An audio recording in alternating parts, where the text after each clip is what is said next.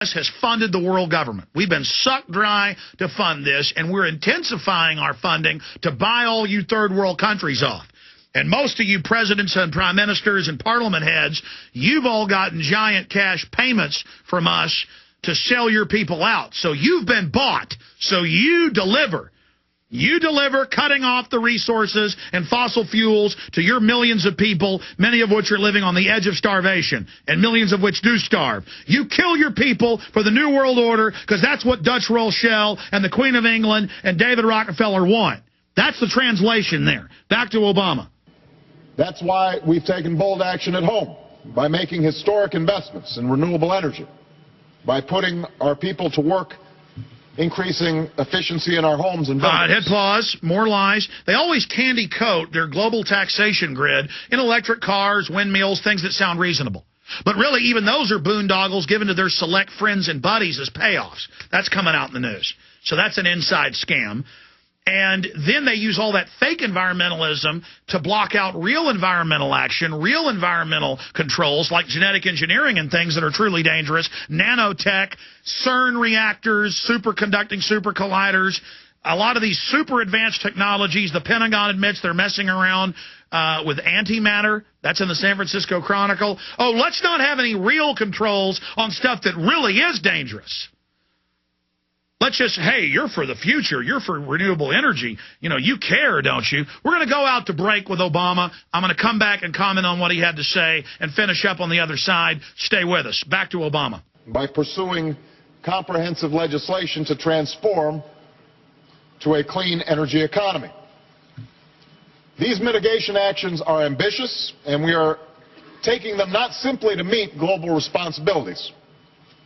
We are convinced, as some of you may be convinced, that changing the way we produce and use energy is essential to America's economic future, that it will create millions of new jobs, power new industries, keep us competitive, and spark new innovation.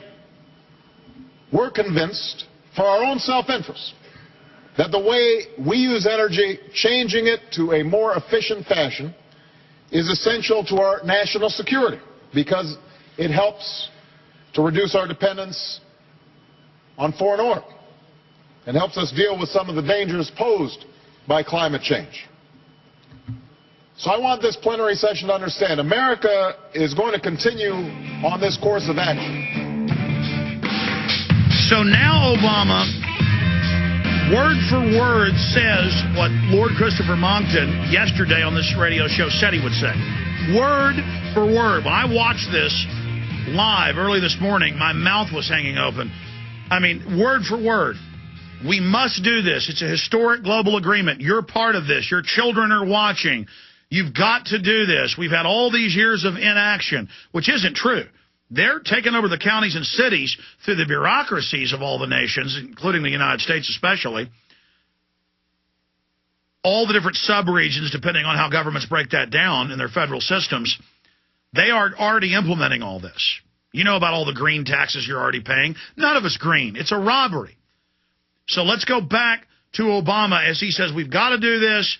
It's historical. And then he goes on to say, even if you don't sign on, the U.S. is going to fund this.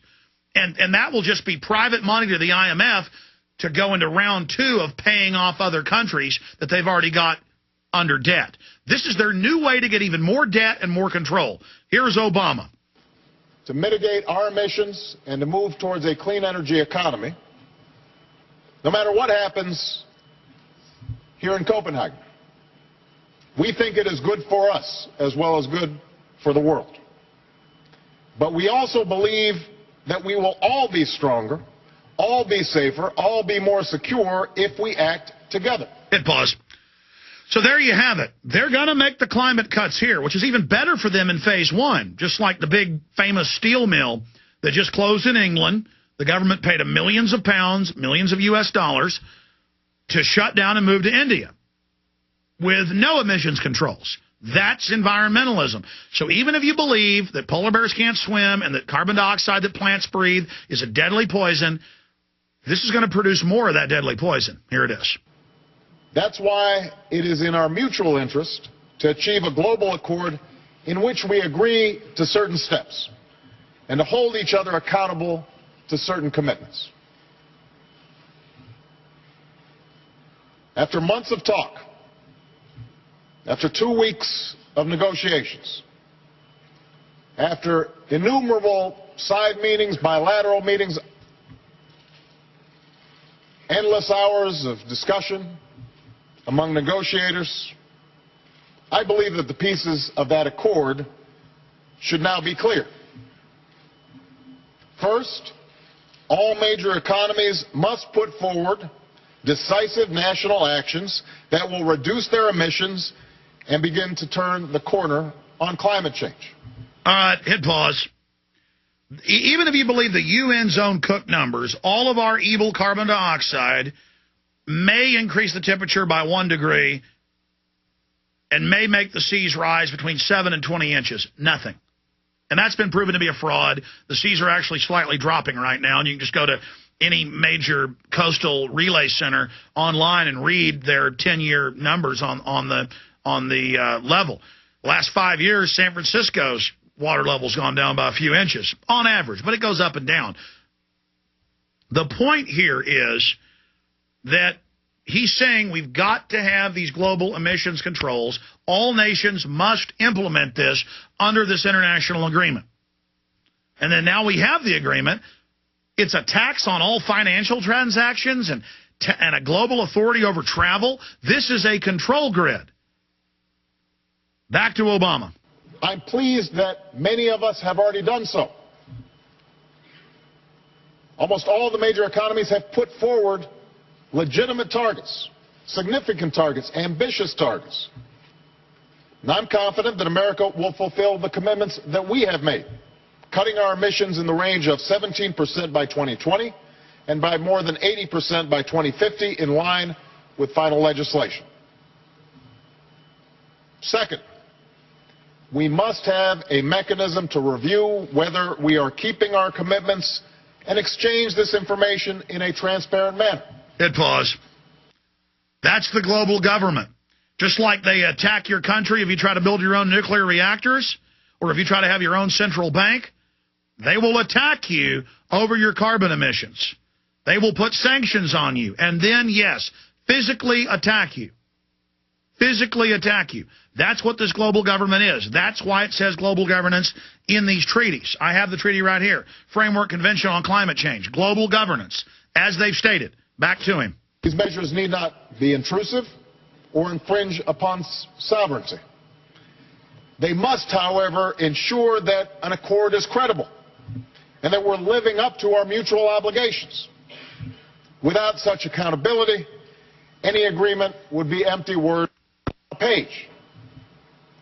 I don't know how you have an international agreement where we all are not sharing information and ensuring that we are meeting our commitments. Hit pause. And that was a satellite blip from recording it, a TV blip from Denmark. We didn't edit anything. When you can read the transcript for yourself. And there he's saying you've got to have a global institution to enforce this agreement. Back to it. That doesn't make sense. It would be a hollow victory.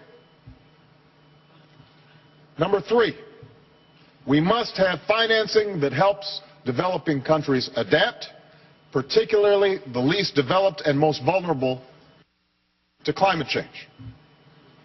America will be a part of a fast start funding that will ramp up to $10 billion by 2012. Okay, stop right there. They say they're going to help the third world. All these are IMF World Bank loans backed up with Western tax money. And the loans are given, this was going on in 73 under State Department Memorandum 200, where Kissinger's talking about we give them loans to sterilize their women and to cut off food. And in the future, you won't get loans unless you cut the amount of food you eat. This is eugenics. This is population reduction.